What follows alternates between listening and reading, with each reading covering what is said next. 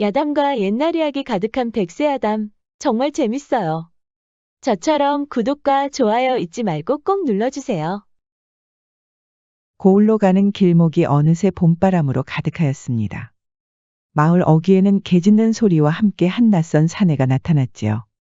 차림새를 보아하니 천한 신분도 아닌 것 같은데 바보처럼 멍한 표정을 하고 있는 것이었습니다. 지나가는 사람들은 이 낯선 사내가 매우 불쾌하였지요. 배고프다. 배고파. 분명히 몸은 듬직한 것 같은데 어깨는 기운이 없어 처져 있고 두 눈은 허공만을 헤매며 철없는 어린아이처럼 발을 질질 끄는 것이었습니다. 허름한 도포는 먼지에 절었고 머리도 덥수룩하였지요. 지나가는 아낙네들이 손가락질을 하다가 소스라치게 놀랐습니다. 낯선 사내 입가에 서서히 웃음이 번지는 것이 아니겠어요. 아낙네들은 순간 사내가 괴물로 보여서 주랭랑을 치는 것이었습니다. 장터에서 나무를 다듬던 할머니는 혀를 끌끌 찼습니다. 그 뒤를 따르는 아이들이 사내의 흉내를 내며 놀리는 것이었습니다.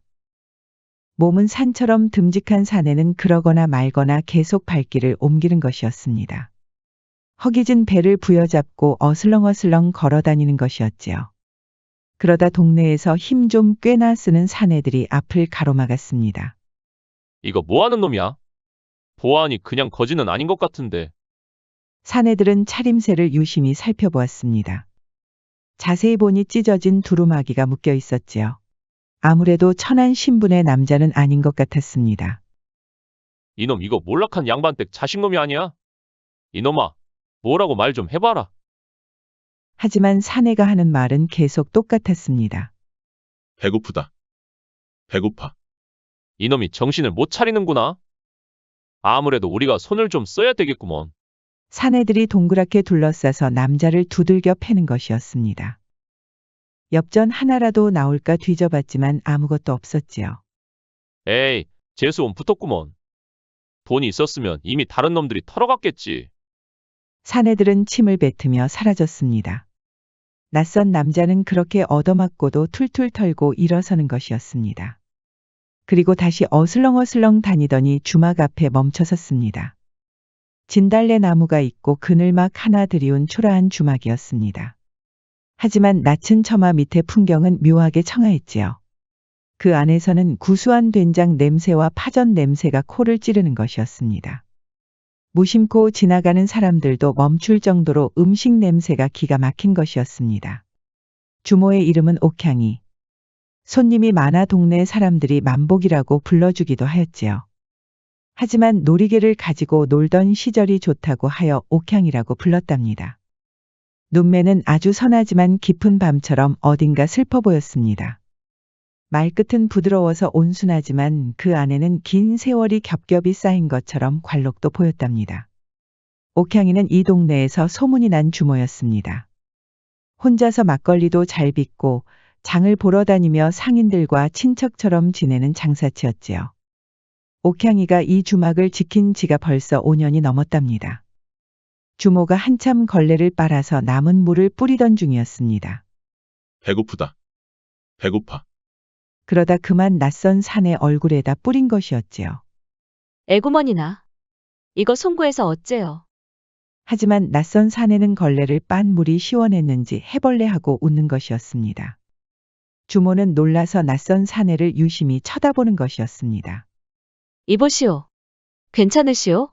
그러자 막걸리를 마시던 동네 사람들이 깔깔대고 웃는 것이었습니다. 이보시오, 주모. 그 바보 녀석은 신경 쓰지 마시오. 낯선 사내를 두들겨 팼던 바로 그 남자였습니다. 그게 무슨 말씀입니까? 아직 이야기를 못 들은 모양이네. 저 바보 녀석이 이 고을에 온 지 벌써 열흘이 지났소. 물어봐도 통 대답은 하지 않고 배고프다고만 하니원. 그러자 주모는 오히려 손님을 향해 화를 내는 것이었습니다. 그럼 이 불쌍한 사람을 먹여줄 생각을 해야지. 바보라고 그렇게 놀리기만 하면 어째요? 아니, 우리야. 어디서 온 녀석인지 몰랐으니까 그랬지. 그게 말이에요. 막걸리예요. 열흘이나 지났으면 얼마나 배고팠겠어요. 사람들이 어찌 저렇게 인정머리가 없을까? 그렇게 주모는 낯선 사내를 주막으로 데려왔습니다. 조금만 기다리세요. 남은 백숙이 있으니까. 주모는 바쁜 와중에도 낯선 사내 앞에 백숙과 막걸리까지 가져다 주었습니다. 사내를 두들겨 팼던 손님은 잔뜩 삐친 얼굴을 하고 있었지요. 저런 바보 녀석에게 먹일 백숙이 있으면 우리한테나 줄 것이지. 낯선 사내는 백숙을 눈 깜짝할 사이에 먹어치웠습니다. 음식을 나르던 주모는 깜짝 놀랐지요. 에구머니나 벌써 다 먹었어요? 하긴 열흘이나 굶었으니 오죽할까. 조금만 더 기다려요. 주모는 남은 밥과 나물을 가져다 주었습니다. 낯선 사내는 가져오는 즉시 다 먹어치워 버렸지요.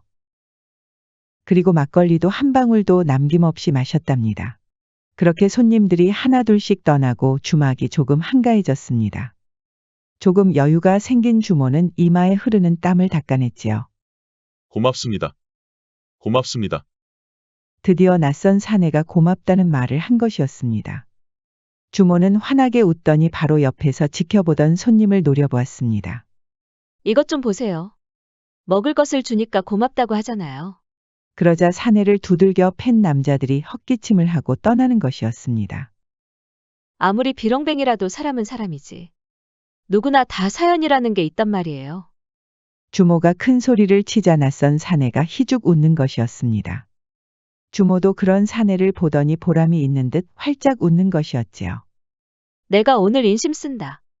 굽고 남은 파전 있으니까 마음껏 드세요. 그러자 사내가 처음으로 눈이 초롱초롱 빛나는 것이었습니다. 주모도 괜히 누군가의 힘이 된 것 같아서 기분이 좋았지요. 무심코 던진 말이었으나 사내는 감격에 목이 맨 것처럼 말을 잇지 못하였습니다. 시간이 지나고 해가 떨어지자 주모는 서서히 걱정이 됐습니다. 어디 갈 데는 있어요? 사내는 갑자기 침울한 표정이 되었습니다. 입도 다물고 아무 말도 하지 않았지요. 주모는 마음 같아서는 사내를 드리고 싶었지만 내키지 않았습니다. 안 그래도 동네 남자들이 치근덕거리고 있었는데 이 사내를 드리면 이상한 소문이 날 것이 뻔하였지요. 미안한데 우리 주막에서는 잘 수가 없어요. 그러자 사내의 얼굴이 허망하게 보이는 것이었습니다. 주모는 그런 사내가 너무 가여운 것이었지요. 하지만 어쩔 수 없는 노릇이었습니다. 주모는 그렇게 주막으로 돌아가려고 했지만 발이 떨어지지 않았답니다. 우리 주막에서 지낼 수는 없지만 먹을 것은 줄 수 있으니까 밥 때 되면 오세요. 주모는 그렇게 말하고 주막으로 들어가 버렸습니다. 사내는 그런 주모가 고마운 듯 다시 웃음기를 찾는 것이었습니다. 그리하여 남자는 밥때만 되면 주막을 찾았습니다. 잠은 어디서 자는지 알 수가 없었지요. 주모는 그런 남자가 안 됐으면서도 끼니는 해결할 수 있어 다행으로 여겼습니다. 그러던 어느 날이었습니다. 주모가 한참 음식을 나르는데 이상한 소리가 들리는 것이었습니다. 여기 오는데 난리도 아니야.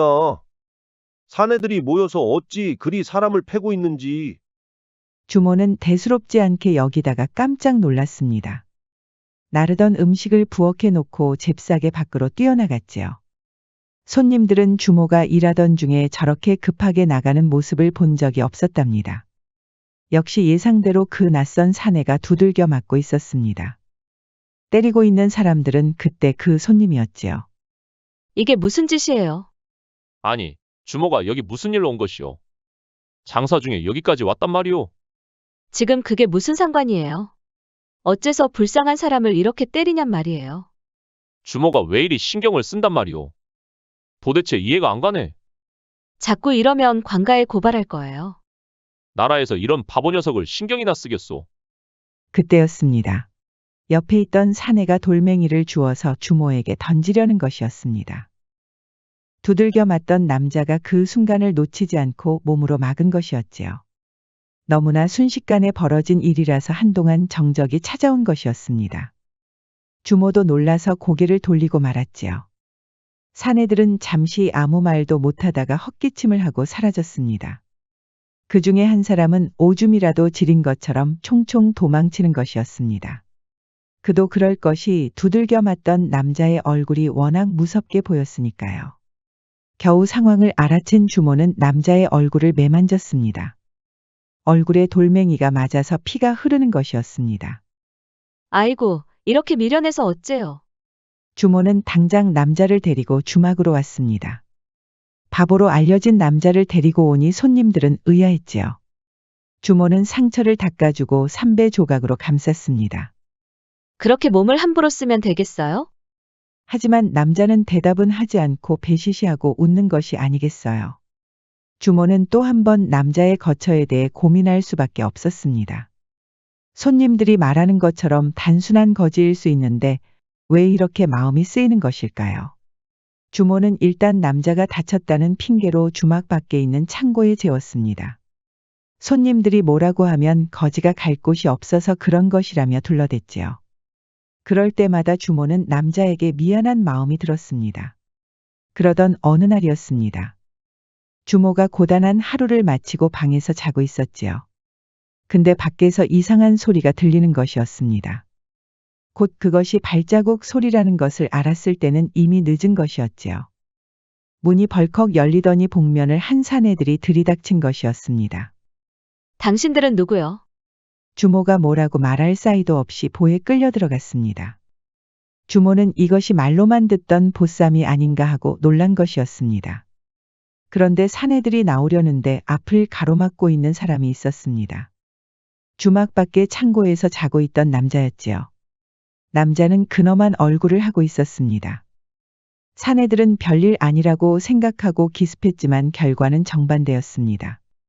사내들이 순식간에 남자의 주먹에 쓰러진 것이었지요. 볼을 어깨에 맨 사내는 무서워서 걸음아 나 살려라 하면서 주랭랑을 치는 것이었습니다. 보에서 나온 주모는 어리둥절하였습니다. 대여섯 명의 사내들이 쓰러져 있고 한가운데의 창고에서 자던 그 남자가 서 있었으니까요. 그날 이후로 주모는 좋은 생각이 났습니다. 이참에 주막을 지키는 머슴을 들이기로 한 것이었지요. 안 그래도 혼자서 일하는 것이 힘들었는데 잘 됐네 그려. 주모는 이제 남자를 부끄러워할 이유가 없었습니다. 당당히 손님들에게 머슴이라고 소개한 것이었지요. 그런데 이름을 짓지 않았네요. 따스한 봄날인 4월에 찾아왔으니 만이라고 하고 12일에 머슴으로 들였으니 복이라고 불러야겠구먼. 그래서 만복이라고 불러야겠네요. 만복이는 활짝 웃었습니다. 드디어 주모와 함께 지낼 수 있었으니까요. 그럼 이제 만복이가 드디어 입을 연 것이었습니다. 주모는 깜짝 놀랐습니다. 그럼 이제 제가 주모의 머슴이 된 것입니까? 주모는 이상하게 눈물이 났습니다. 그럼요. 이제 내 머슴이니까 더는 부끄러워하지 말아요. 먹고 싶은 거 있으면 언제든지 말하고. 이제 잠도 주막 안에서 잘 수 있어요. 만복이는 그날부터 열심히 주막 일을 도왔습니다. 힘이 어찌나 장사인지 통나무도 번쩍번쩍 드는 것이었지요. 그 무거운 소고기를 들고 올 때도 문제가 없었습니다. 주막 앞을 막고 있던 바위도 거뜬히 들어서 던져버리는 것이 아니겠어요. 만복이의 힘은 넘쳤습니다. 물을 길어 오라고 하면 두레박을 통째로 들어오기도 하였지요. 주모는 그런 만복이를 못 말리겠다고 한숨을 쉬면서도 웃음이 나오는 것이었습니다. 그리고 이상한 일이 또 하나 벌어졌답니다. 주막에 손님이 더 늘어나는 것이 아니겠어요. 그 중에는 만복이를 구경하러 온 사람들도 있었습니다. 만복이가 어설프게 장작을 팰 때마다 웃음이 떠나지 않았습니다. 어떤 사내들은 바보처럼 다니던 만복이를 보면서 지난 일을 반성하기도 했답니다. 그렇게 어정쩡한 남자가 주막에서 열심히 일을 하고 있으니 자신들도 더 열심히 살아야겠다고 다짐을 하는 것이었지요. 만복이는 바보처럼 보였지만 그 눈빛만은 거짓말을 하지 않았습니다. 덕분에 주모는 밤마다 장부 정리하는 일이 많아졌습니다. 만복이는 그 와중에도 열심히 장작을 미리 패는 것이었지요. 주모는 이제 만복이를 동업자로 여길 이유가 있었습니다. 오늘부터는 주막 안에서 자도록 해요. 만복이는 그동안 창고 안에서 잤지요. 아무래도 주막 안에서 자면 이상한 소문이 날 게 뻔했으니까요. 주모도 충분히 이해하고 있었지만 이제 만복이 덕분에 장사도 잘 되니 더는 창고에서 재울 수는 없었습니다. 제가 어찌 주막에서 잘 수 있겠습니까? 이제 괜찮아요. 손님들도 모두 만복이를 여기 주막 사람으로 인정한다니까요. 정말 손님들도 저를 인정해주고 있습니까? 주모는 활짝 웃었습니다. 그럼요. 제가 자는 방 옆에 작은 방이 있어요. 별채라고 하기에는 너무 초라하지만 창고보다는 훨씬 나을 거예요. 그리하여 만복이는 그날부터 방에서 잘 수 있었답니다. 하지만 주모는 여전히 신경이 쓰였습니다. 곧 있으면 날씨가 추워지기 때문이었지요. 작은 방은 부엌에서 떨어져 있었기 때문에 아궁이의 열기를 받을 수가 없었습니다. 그러던 어느 날이었습니다. 이번에도 모두 자고 있을 새벽에 발자국 소리가 들렸습니다. 복면을 한 사내들이 또 한 번 문을 벌컥 열고 들어오는 것이었습니다. 그런데 이게 무슨 일인지 주모가 은장도를 꺼내고 서 있는 것이 아니겠어요. 채씨댁 아들은 내 말 똑똑히 들으시오. 채씨댁 아들이라니 대체 누구를 말하는 것일까요? 복면을 한 사내들 중에 한 사람이 크게 당황하였습니다. 그러더니 신경질적으로 복면을 벗어버리는 것이었지요. 알고 보니 만보기를 두들겨 팼던 바로 그 사내였습니다. 내가 누군지 이미 알고 있었구먼. 그런데 어찌 모른 척하고 지나갔단 말인가? 그야 채씨 어르신과의 인연 때문이 아니겠어요. 그게 무슨 말인가? 세상을 이미 떠나신 우리 아버지와 채씨 어르신은 막역한 친구 사이라고 들었소. 그래서 지금까지 그대가 마음에 들지 않아도 참았단 말이오. 이거 아주 독한 년이구먼. 그럼 내가 또 올 줄 알고 이렇게 기다리고 있었단 말이야. 어차피 부딪힐 일인데 겁날 게 있겠소. 이 주막을 내가 어떻게 읽었는데. 그대로 돌아가서 다시는 이 고을에 발도 붙이지 마시오. 안 그럼 황가 할아버지하고 윤가 어르신이 다 관가에 일러 바칠 테니. 주모는 이미 보쌈을 당할 것을 대비한 것이었습니다.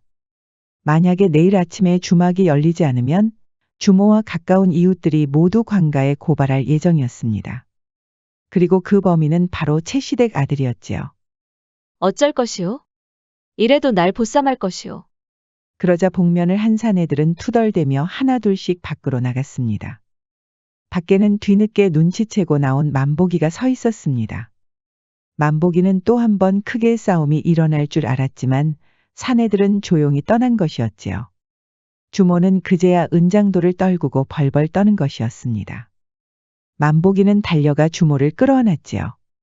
주모는 펑펑 울었답니다. 그날 밤에 만보기는 주모 옆에 누웠습니다. 머스민 제가 이렇게 주모 옆에 누워도 되는 것입니까? 또 그 사내들이 쳐들어오면 어째요? 그럼 우리 만보기가 막아줘야지. 머슴은 배시시하고 웃었습니다. 주모도 덩달아 웃음이 나왔지요. 아직도 만보기는 자기가 누군지 모르는 거예요? 만보기는 고개를 끄덕였습니다. 그러자 주모는 만보기를 지그시 바라보며 웃었습니다. 너무 심려치 말아요. 만보기가 어떤 남자였는지 모르겠지만 어쩌면 기억이 안 돌아오는 게 좋을 수도 있어요. 만보기는 의아하여 고개를 돌려 주모를 쳐다보았습니다. 사실 나는 우리 만보기가 부러워요. 저도 기억을 잃었으면 좋겠어요. 제가 얘기 안 했죠. 저는 20살도 안 돼서 시집을 갔어요. 부모님은 이름 있는 양반 집안이었지만 몹시 가난했지요. 그러다 예조판서 출신의 고대감께서 혼담을 넣으셨답니다. 저는 나이 차이가 너무 많이 나서 부담스러웠는데 아버지와 어머니는 굉장히 좋아하셨어요. 그래서 어린 나이에 잘하는 일인가 보다 하고 시집을 갔지요. 그런데 시집을 가서 얼마 되지 않아서 고대감께서 시름시름 앓으시는 거예요. 그때는 몰랐는데 제가 너무 어린 나이라서 다들 제 책임으로 돌렸던 것 같아요. 시부모도 그렇고 집안 식솔들이 모두 제가 신랑 죽인 원흉이라고 하였지요. 그때는 정말 이해가 안 가서 매일 밤에 펑펑 울었는데 양반놈들은 역시 남의 탓으로 돌리는 족속들인가 봐요.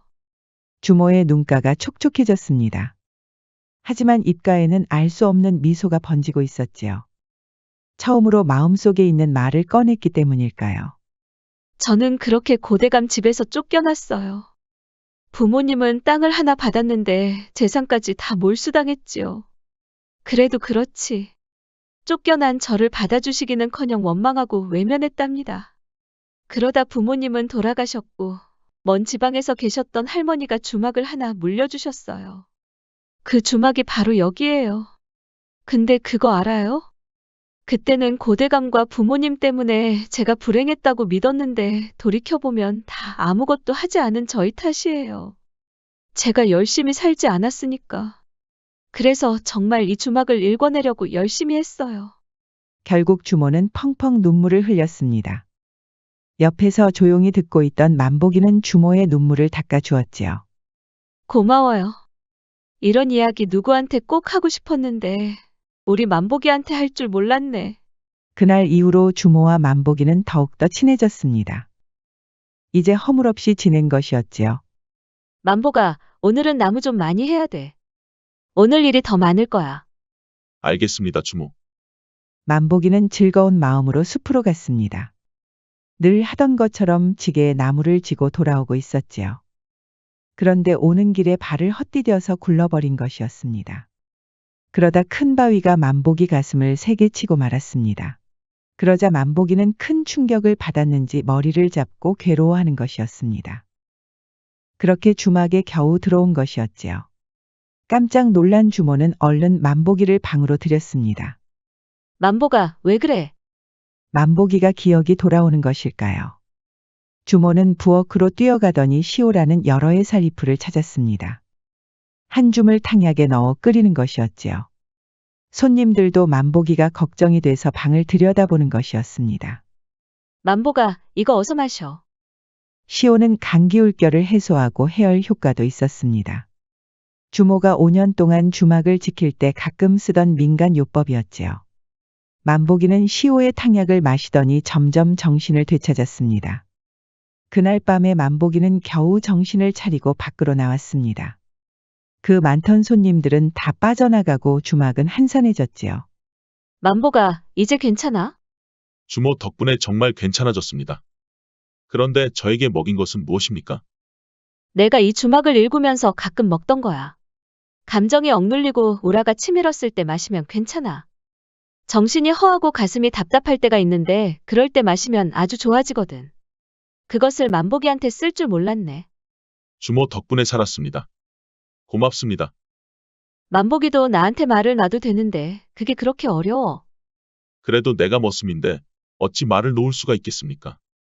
게다가 저를 이렇게 먹여주고 재워주시는데. 그러자 주모가 활짝 웃으며 이렇게 말하는 것이었습니다. 우리 만복이는 내 머슴이 아니야. 나와 같이 일하는 동업자이자 벗이야. 아직도 몰랐어? 한솥밥 먹는 사이라는 말씀입니까? 그렇지. 한솥밥 먹는 사이야. 그렇게 만복이는 조금씩 주모에게 말을 놓았답니다. 주모는 그럴 때마다 진짜 벗이 생긴 것 같아 기분이 좋았지요. 만복아, 시장에 가서 소고기 좀 들여와. 상인 할아버지가 특별히 더 얹어주신다고 했으니까. 소고기를 갑자기 왜? 바쁘니까 빨리 갔다 와.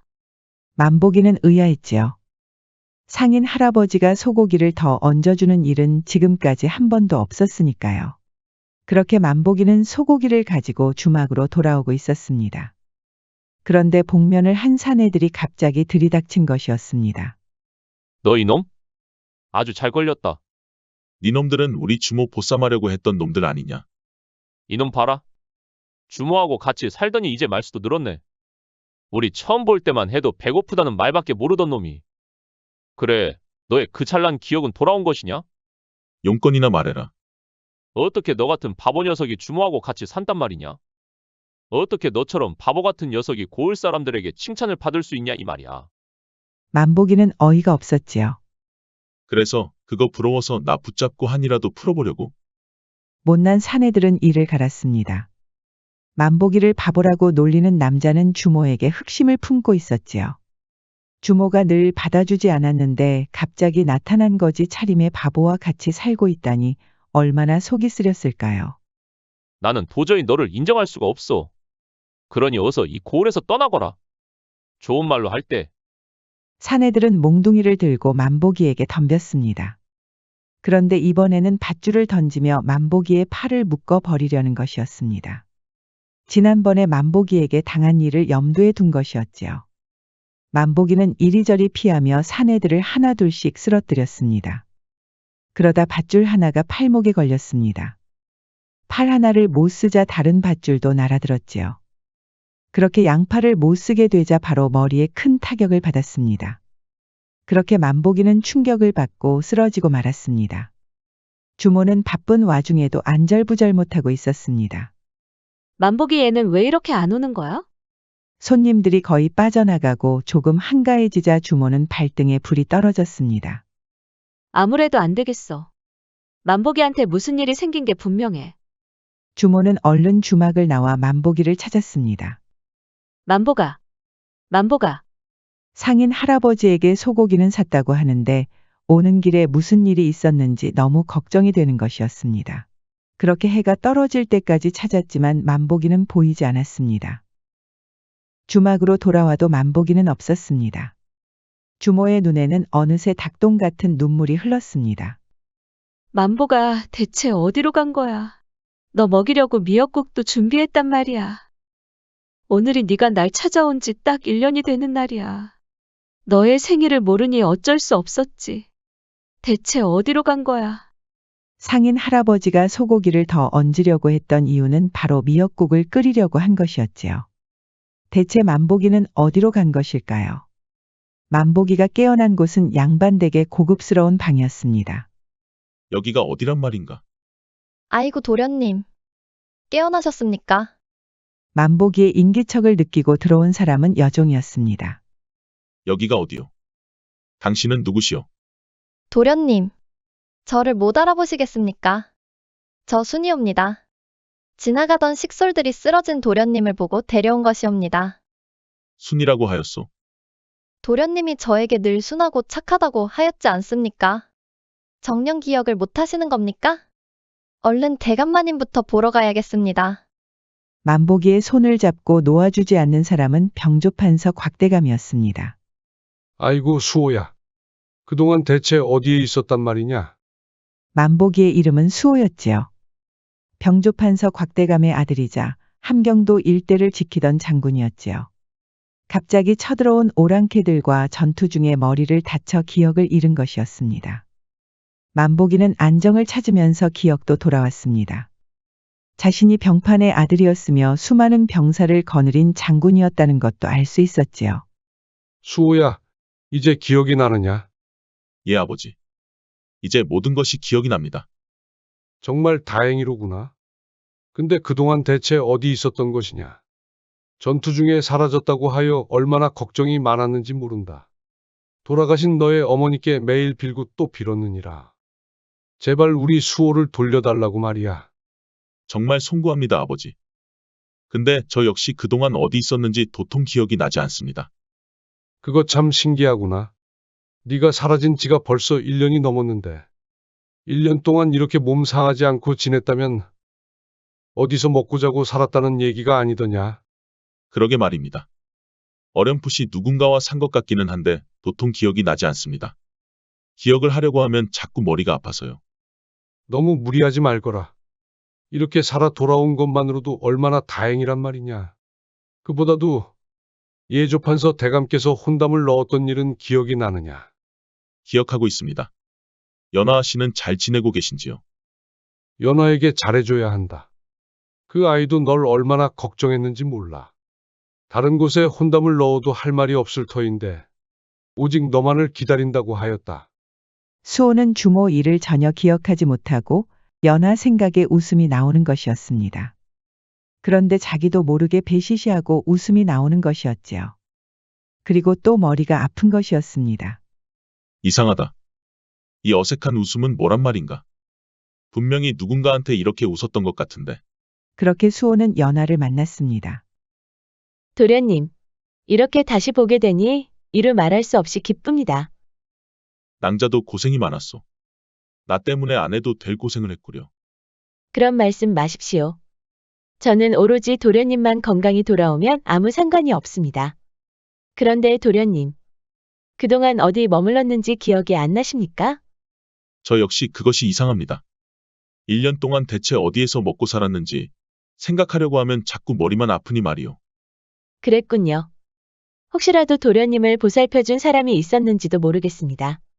만약에 그런 사람이 있었다면 꼭 은혜를 갚아야 하지 않겠습니까?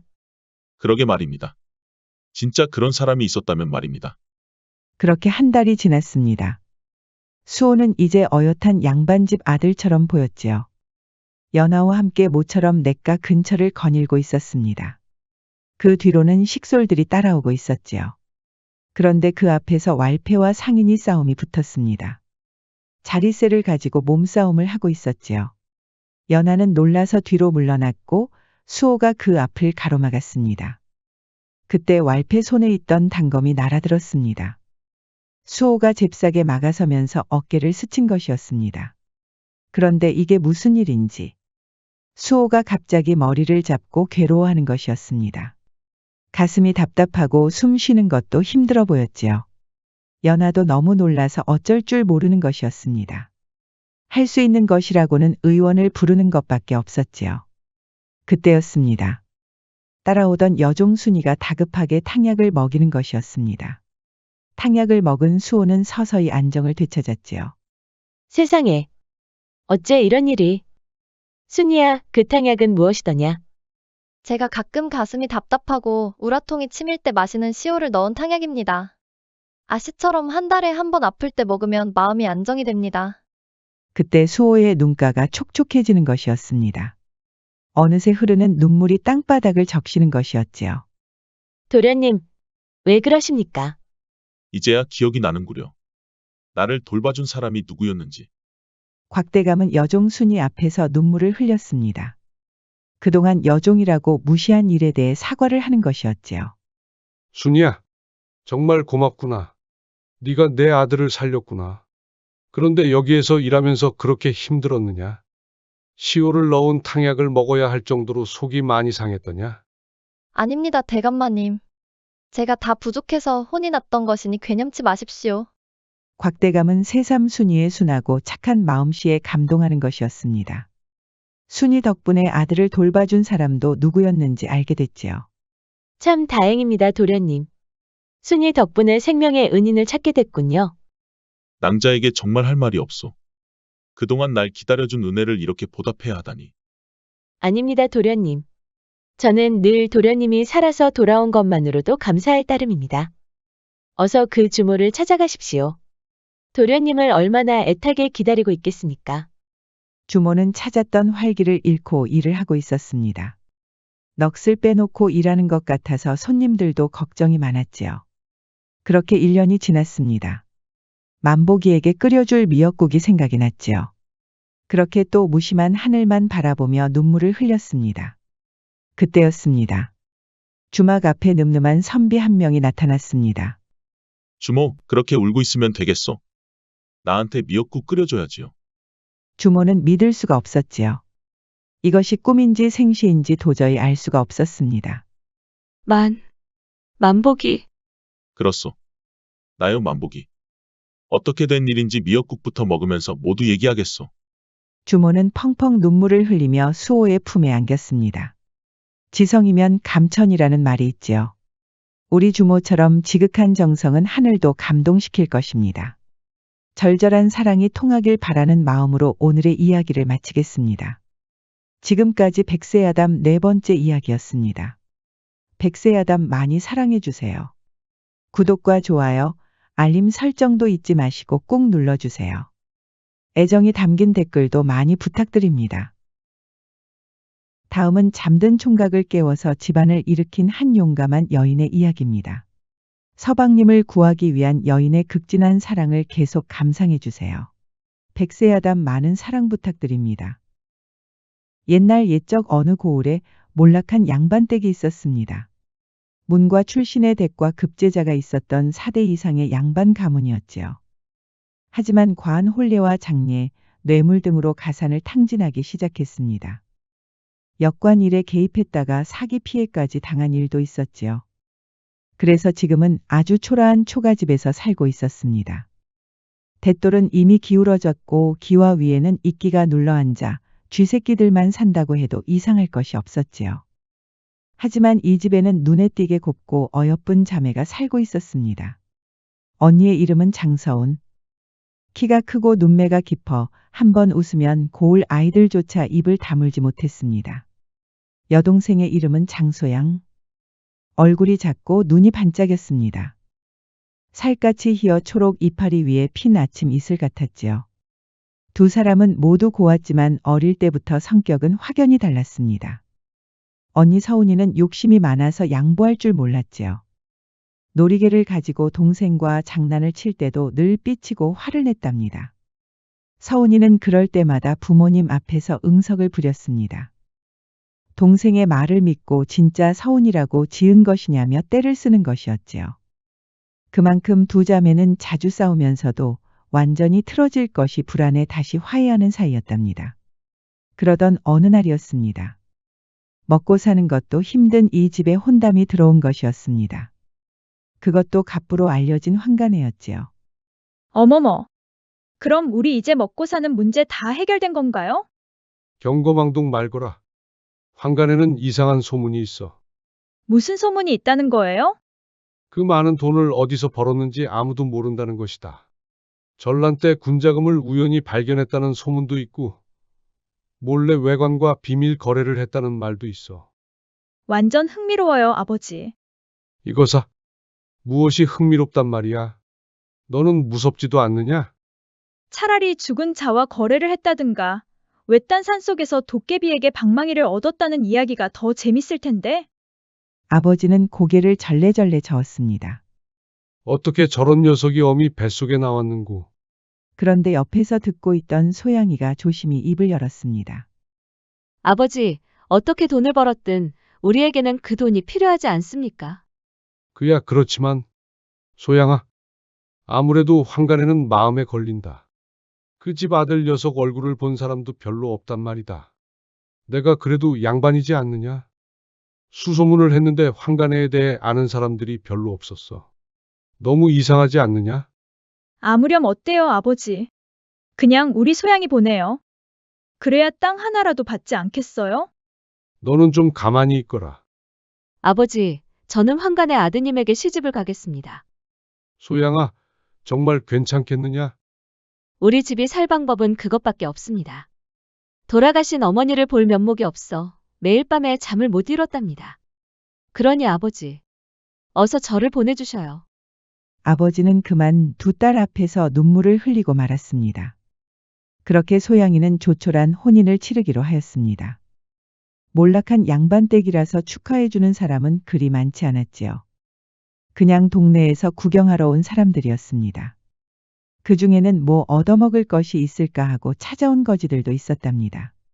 아버지, 그 무섭게 생긴 환관의 아드님은 언제 오신대요? 언니 서운이가 속삭이자 아버지가 얼굴을 찡그리는 것이었습니다. 못하는 소리가 없구나. 그리고 내가 언제 무섭게 생겼다고 했느냐? 그 얼굴을 본 사람이 없다고 했지. 말을 바로 하거라. 말이 끝나기가 무섭게 소양과 혼인할 남자가 천천히 등장하는 것이었습니다. 그런데 이게 무슨 일인지 멀끔하고 듬직한 남자 한 명이 나온 것이 아니겠어요. 소양이도 놀랐지만 언니 서운이도 입이 벌어질 정도로 깜짝 놀랐지요. 그만큼 환관의 아들이 잘생긴 것이었습니다. 아버지, 저 사람이 환관의 아드님인가 봐요. 근데 너무 잘생겼는데. 아무도 본 사람이 없다고 하셨는데 그거 진짜였어요? 아버지는 대답은 하지 않고 눈물을 흘렸습니다. 크게 걱정했는데 생각보다 훤칠한 남자가 나왔으니 말이에요. 우리 딸 잘 부탁합니다. 아버지는 절이라도 하고 싶은 심정이었습니다. 하지만 사돈 체면에 절은 할 수 없으니 고개만 푹 숙이고 말았지요. 소양이도 이상하게 눈물이 나오는 것이었습니다. 환관애에 대한 소문이 좋지 않아서 내심 걱정이 많았던 것이었습니다. 이제 소양이의 서방님이 될 남자가 수줍게 웃었습니다. 소양이도 모처럼 설렜지요. 해가 저물고 소양이는 신방에서 기다리고 있었습니다. 백주와 편육, 전병과 강정이 정갈하게 차려져 있었고 아들 많이 낳으라는 뜻으로 대추와 밤도 놓여 있었지요. 그 앞에는 촛불이 은은하게 비치고 있었습니다. 소양이는 절로 웃음이 나왔습니다. 그래. 역시 소문은 소문일 뿐이야. 괜히 걱정했구나. 이제 우리 아버지와 언니 잘 사는 일만 남았어. 얼마 가지 않아 문이 열리고 기다리던 서방님이 들어왔습니다. 부인, 오래 기다리셨구려. 아닙니다, 서방님. 잘 차려진 음식을 보느라 시간 가는 줄 몰랐습니다. 말씀도 참 곱게 하시는구려. 듣던 대로 정말 미인이구려. 서방님도 참 수려하십니다. 그러다 그만 소양이가 눈물을 흘리는 것이었습니다. 아니, 부인, 이 좋은 날에 왜 우시는 게요? 송구합니다, 서방님. 실은 여기 오기 전까지 불충을 가득 담고 있었습니다. 불충이라니요. 자세히 말씀해 주시지요. 서방님은 사연을 듣고는 당황하는 기색이 역력하였습니다. 소양이는 그런 서방님의 중정을 눈치채지 못하고 계속 말을 이어갔습니다. 사실 우리 아버지도 꺼리셨습니다. 혼담이 들어온 것만으로도 기뻐할 일이었으나 소문이라는 것이 워낙 무서운지라. 부인 말씀은 충분히 이해하오. 그러니 이제 눈물을 거두시오. 소양이는 겨우 마음을 진정시켰답니다. 이렇게 다시 보니 서방님의 용모는 참 흠잡을 데가 없었습니다. 그럴 때마다 다행이라고 안심하는 것이었지요. 우리 아버지는 과거 시험을 치렀으나 부정입격이라는 이유로 낙방을 하셨소. 억울한 일이었지요. 그래서 세상을 등지시고 농업에 관련한 학문을 닦으셨다오. 선조께서 농업 실패로 소가리를 많이 하셨지요. 그러다 실용적인 서책을 집필하시다가 상단과 비밀 거래를 하였답니다. 아버지께서 집필하신 서책에 세상에 공개되지 않은 기술이 있었지 뭐요. 신분의 제약이 있으셔서 공식적으로 인정은 못 받으셨지만 큰돈을 벌게 되었답니다. 저는 어릴 때 이 사연을 듣고 우리 아버지를 벽촌제호라고 불렀습니다. 벽촌제호라고 하셨습니까? 그렇소이다. 제가 어릴 때 읽은 책에서 본 글자를 제멋대로 합친 것이요. 벽촌에 사는 제왕 정도로 이해하시면 되겠소. 그런 사연이 있었군요. 정말 몰라봬서 송구합니다, 서방님. 이제야 모든 사정을 이해했습니다. 소양이는 또 울음이 터지고 말았습니다. 오늘은 정말 기쁜 날이 아니오. 그러니 그만 우시오, 부인. 그렇게 소양이는 서방님과 함께 꿈 같은 밤을 보냈답니다. 해가 뜨자 소양이는 얼른 부엌으로 갔습니다. 이제 엄연히 환관의 며느리였으니까요. 부엌에는 시어머니가 계셨습니다. 아가야, 벌써 일어났구나. 어머님, 저를 깨우시지 그러셨어요. 아니다, 아가야. 이렇게 휑한 동네에 오느라 네가 고생이 많았구나. 소양이는 또 눈물이 나오려고 하였지요. 어머님도 이렇게 좋은 분이신데 감히 그런 소문에 휘둘린 내가 참 원망스럽구나. 내가 앞으로 진짜 우리 어머니처럼 모실 것이야. 시어머니는 포근한 미소를 지었습니다. 이렇게 내 앞에 있는 것만으로도 이미 효도를 받은 기분이로구나. 너처럼 효심 가득한 아이가 오기를 기다리고 있었단다. 소양이는 눈물을 닦았습니다. 그런데 서방님은 아침 일찍 어디 가셨나요? 그러자 시어머니는 약간 당황하는 눈치였습니다. 그것이 말이다. 아침 일찍 사냥을 나갔단다. 소양이는 서방님이 사냥하는 모습을 상상만 해도 듬직했습니다. 그럼 우리 서방님 드실 밥을 지어야죠. 걱정하지 말거라. 이미 내가 지어놨으니. 어머님께서 벌써 지으셨다니요. 저에게 미리 말씀하시죠. 아니다, 아가야. 어제부터 고생 많았는데 방에 들어가서 푹 쉬고 있거라. 그럼 알아서 들어올 테니. 소양이는 어쩔 수 없이 방에 들어갔습니다. 시어머니가 이미 밥까지 지어 놓았으니 소양이는 사실 딱히 할 일이 없었습니다. 시어머니 말씀대로 그저 방에서 앉아 쉬는 것밖에 없었지요. 그렇게 해가 저물고 서방님이 돌아왔습니다. 서방님, 사냥은 잘 끝내고 오셨는지요? 부인, 미안하오. 오래 기다리게 했구려. 아닙니다. 그런데 무엇을 사냥하고 오셨습니까? 그런데 서방님 이마에 땀이 보이는 것이었습니다. 소양이는 서방님이 긴장하고 있다는 것을 알 수 있었지요. 꿩을 몇 마리 가져왔어. 그러셨군요. 그런데 입욕을 하지 않으셨나요? 서방님은 또 당황하는 눈치였지요. 뭔가에 들킨 것처럼 이상한 것이었습니다. 내 정신 좀 보시오. 어서 물동이에 데운 물을 부어야겠구려. 제가 도와드리겠습니다, 서방님. 아니오, 부인. 부인은 어제부터 고생이 많았지 않았어. 그러니 어서 쉬시오. 그렇게 서방님은 다급히 나가는 것이었습니다. 지금까지 서방님의 행동이 이상하다는 것은 누구나 알 수 있겠지요. 소양이도 이상하여 밖으로 나가 보았습니다. 그런데 시어머니께서 큰 물동이에 데운 물을 붓고 있는 것이었습니다. 소양이는 당연코 며느리의 몫이라고 여겼지요. 어머님, 제가 하겠습니다. 그런데 이게 무슨 일인지. 시어머니가 화들짝 놀라서 대야를 떨어뜨리지 뭐예요. 옆에 있던 서방님도 기겁을 하는 것이었습니다. 부인, 기척도 없이 그렇게 들어오면 어쩌. 저는 그저 어머님을 도와드리고 싶었던 것뿐인데. 여기 일은 신경 쓰지 마시고 방에 들어가서 쉬시오. 소양이는 서방님의 다그치는 듯한 태도가 이상한 것이었습니다. 대야를 떨어뜨린 시어머니가 벌벌 떨고 있는 것이었지요. 아침에 그렇게 따스하게 대해주시던 시어머니가 맞는지 의아한 것이었습니다. 목욕을 마치고 들어온 서방님은 풀이 죽어 있었습니다. 아까는 걱정을 끼쳐드려 미안하오. 그런 말씀 마소서. 제가 눈치가 없어서 그만. 시어머니 대신 물을 채워드리려고 그런 것뿐입니다. 당연히 저도 알지요. 우리 어머니께서 절 워낙 아끼시느라 그렇소. 아버지께서 편찮으신 뒤로 저희 일을 도맡아 하고 계시지요. 부인이 대신 그 일을 하면 아들을 뺏긴다는 생각을 하고 계신 것 같소.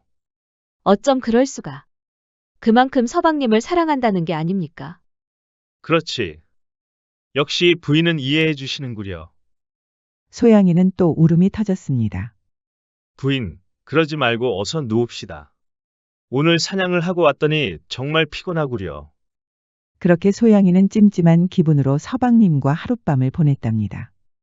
그런데 이후에도 이상한 일이 있었습니다. 서방님이 매일같이 나가서 늦은 밤에 들어오는 것이었지요.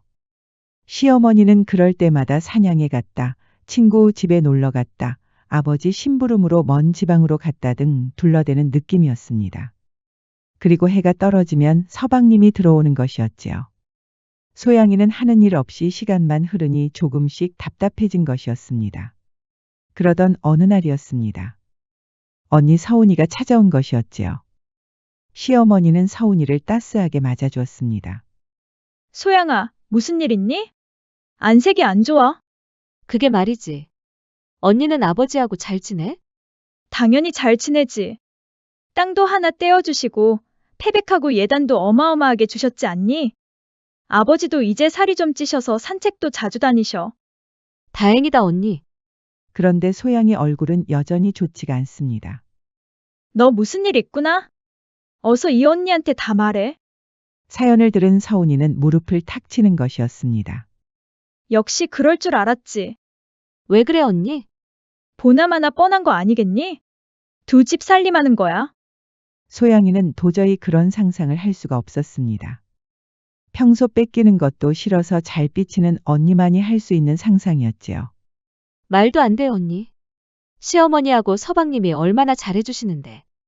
아버님은 편찮으셔서 말씀을 잘 못하시지만 나한테 세아가 하면서 얼마나 덕담을 해주시는데. 너 서방님이 들어올 때마다 땀을 뻘뻘 흘린다고 하지 않았어? 뻘뻘 흘리는 정도는 아니고 좀 다급해 보인다고 할까. 그러니까 의심이 가는 거지. 두 집 살림하면 얼마나 바쁘시겠니? 소양이는 어이가 없어서 웃음만 나왔습니다. 밤마다 들어오는 서방님이 이상하지만 도저히 그런 심성이라고는 상상도 못하는 것이었지요. 언니가 과한 생각을 하는 거야. 그러지 말고 이 언니하고 따라가 보는 게 어때? 서방님을 미행하자는 거야? 그렇게 나쁘게만 생각하지 말고 너도 답답하니까 이 언니한테도 말하는 거잖아. 그러니까 내일 아침에는 이 언니하고 따라가 보자. 결국 소양이는 언니와 함께 서방님을 따라가기로 했습니다. 그러지 않고서는 궁금해서 잠도 오지 않을 것 같았지요. 그날 밤에도 서방님은 다급한 얼굴로 방으로 들어왔습니다. 최대한 침착해 보이려는 태도 때문에 불안해지는 건 소양이었습니다. 소양이는 그날 밤에 도저히 서방님과 하룻밤을 보낼 수가 없었습니다. 몸이 아프다는 핑계로 서방님 손길을 거부한 셈이었지요. 그렇게 아침이 되자 서방님은 조심스럽게 방을 나갔습니다. 자는 척하던 소양이는 바로 눈을 뜨고 조심스럽게 일어섰지요. 서방님, 제발 아니길 바랍니다. 나갈 채비를 하던 소양이는 시어머니를 향해 절을 올렸습니다. 오늘도 부엌에서 열심히 밥을 짓고 계셨지요. 어머님, 저의 불충을 용서하소서. 그렇게 소양이는 언니와 함께 서방님을 따라갔습니다. 서방님의 발걸음이 빨라지니 소양이와 언니도 마음이 급해졌습니다. 그런데 서방님은 숲속으로 들어갔습니다. 언니의 말대로 두 집 살림이라면 또 다른 기와집으로 들어가야겠지요. 역시 우리 서방님은 두 집 살림을 할 뿐이 아니야. 그런데 소양이와 언니가 도착한 곳은 초가집이었습니다. 이런 숲속에 초가집이 있다는 것도 이상했지요. 아니나 다를까 서방님이 초가집으로 들어가는 것이었습니다. 그리고 얼마 가지 않아 소양이의 시어머니가 나타난 것이었습니다. 그런데 시어머니 손에 큰 보자기가 있는 것이 아니겠어요. 지나갈 때 음식 냄새가 코를 찔렀습니다. 소양이는 직감적으로 보자기 안에 부엌에서 지은 밥과 음식이 있다고 확신했지요. 어머머, 저것 좀 봐. 네 시어머니도 두 집 살림을 한다는 것을 알고 있었어. 그게 무슨 말이야, 언니? 이제야 이해가 된다. 네 서방님은 애초 혼인한 여자가 있었고 너는 첩이었던 거야. 시어머니가 너한테 잘해줬던 건 미안해서 그랬겠지. 네 서방님이 하도 첩을 들여달라고 조르지 않았겠어? 시아버지는 그런 철없는 아들 때문에 드러누웠겠지. 그렇다고 해도 소양이는 도저히 이해할 수가 없었습니다. 어느 누구에게도 볼 수 없는 인자한 미소의 시어머니. 몸이 편찮으신데도 굳이 일어서서 손을 따스하게 잡아주신 시아버지. 그리고 어떻게든 이해를 돕고 사랑해 주려고 하는 서방님. 언니 서운이의 말을 완전히 믿을 수가 없는 이유였지요. 믿지 못하는 눈치구나? 그럼 뭐 어쩔 수 없지. 언니, 뭐 하는 거야? 뭐 하긴, 저 초가집에 들어가서 본처의 면상을 좀 봐야겠다. 감히 내 동생 가슴에 못을 박다니 말이야. 그러지 마, 언니. 그러던 중에 시어머니가 초가집에서 나왔습니다. 얼굴은 너무나 슬퍼 보였지요. 지켜보던 소양이도 눈물이 앞을 가리는 것이었습니다. 어떻게 할 거야? 정말 두 집 살림인지 너도 궁금하잖아. 이렇게 또 집으로 돌아가서 소갈이 할 거야? 나 같으면 벌써 들어갔어. 소양이는 주먹을 꽉 쥐고 언니의 뜻을 따르기로 했습니다. 언니 말대로 이대로 집에 돌아가면 또 잠이 안 올 것은 뻔하니까요. 그렇게 소양이와 언니는 서로 손을 꽉 잡고 초가집으로 들어갔습니다. 시어머니는 이미 보이지 않을 정도로 멀리 떨어져 있었지요. 소양이가 먼저 초가집에 들어가면서 서방님을 불렀습니다. 서방님? 서방님. 근데 이게 무슨 냄새인지. 소양이는 이상한 냄새 때문에 절로 얼굴을 찡그렸습니다. 언니 서운이는 이미 손으로 코를 막고 있었지요. 이거 짐승 냄새 아니야? 그때였습니다. 초가집의 방에는 사람이 잘 때 쓰는 침구가 보이지 않았습니다. 소양이와 언니 서운이의 눈에 가장 먼저 들어온 것은 다름 아닌 돌탑이었습니다. 초가집 방에 돌탑이라니. 이게 대체 무슨 일일까요? 그리고 언니 서운이가 말한 것처럼 야생 짐승에게서 나는 냄새. 그리고 돌탑 앞을 지키던 뭔가의 소양이와 언니가 기겁을 한 것이었습니다. 바로 늑대였지요. 시커먼 늑대가 초가집의 방에 있다니. 그것도 돌탑 앞에 앉아있는 늑대는 대체 무슨 광경일까요? 소양이와 언니는 비명을 지르며 밖으로 도망쳤습니다.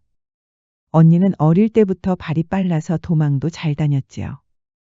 동생인 소양이를 떨구고 도망친 일도 많았습니다. 이번에도 마찬가지네요.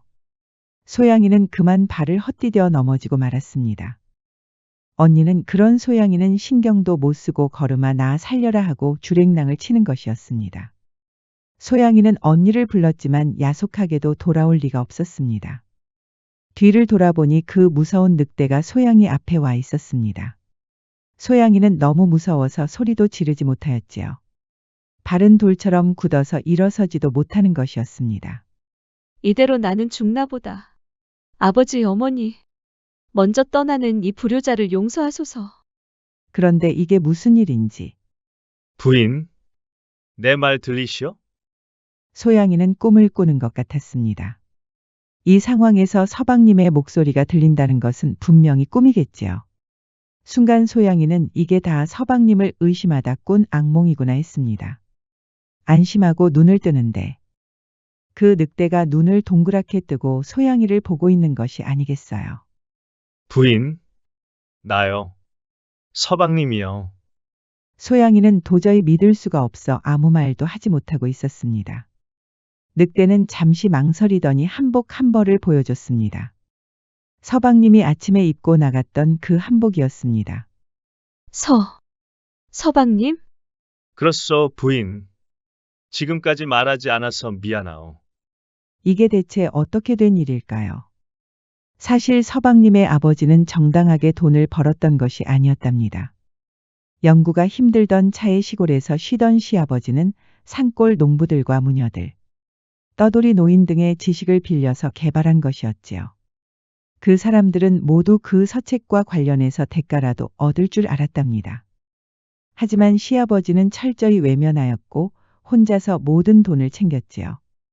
거래를 했던 상단에게도 혼자서 모두 개발한 것이라고 거짓말을 한 것이었습니다. 그리하여 산골 농부들과 무녀들, 떠돌이 노인들은 분노하여 무당을 한 명 찾아갔습니다. 무당 역시 시아버지가 괘씸한 것이었지요. 그래서 늑대의 혼이 깃든 저주를 아들에게 내린 것이었습니다. 서방님은 태어날 때는 총명하였지만 사춘기가 되기도 전에 점차 늑대로 변해갔습니다. 서방님의 비밀을 알게 된 머슴과 여종들은 죽거나 먼 타지로 떠났습니다. 시아버지가 손을 쓴 것이었습니다. 그렇게 속을 쓰린 시아버지는 결국 알아놓은 것이었습니다. 서방님은 낮에는 집에 있을 수 없으니 초가집으로 향했습니다. 시어머니는 배가 고픈 아들을 위해 아침부터 일어나서 손수밥을 지은 것이었습니다. 사연을 들은 소양이는 눈물이 흘렀습니다. 정말 미안하오, 부인. 이렇게 저희 정체를 알게 된 이상 더는 부인과 함께할 수 없겠지요. 무슨 말씀을 그리 하십니까, 서방님? 제가 서방님을 얼마나 사랑했는지 아십니까? 정녕 이대로 저에게 떠나라는 말씀이십니까? 처가에 넘긴 땅과 재산은 모두 가지셔도 됩니다.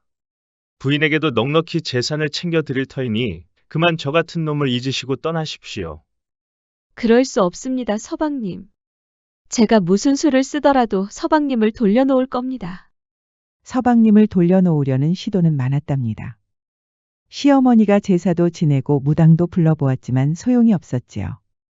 무당이 하는 말로는 그 저주가 깊이 내려앉았다는 것입니다. 소양이도 그날 이후로 수소문을 했지만 소용이 없었습니다. 언니 서운이는 펄쩍 뛸 일이었지요. 소양아, 너 제대로 미쳤구나? 어찌 그런 사람이랑 산다는 거야? 난 상상만 해도 소름이 끼친단 말이야. 그런 말 하지 마, 언니. 얼마나 가련해. 서방님의 잘못도 아닌 일로 그런 저주를 받아야 한다니. 그날 이후로 소양이는 매일 밤에 종이에 소원을 적어서 태워 올렸답니다. 비나이다, 비나이다. 부디 우리 서방님의 저주를 풀어주소서.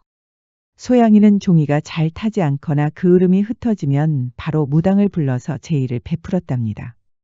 아무런 말도 안 해주던 무당도 소양이의 정성에 감동하였답니다. 소양이는 무당이 일러준 대로 문전 앞에서 종이를 석장 태우고 소원을 빌었습니다. 비나이다, 비나이다.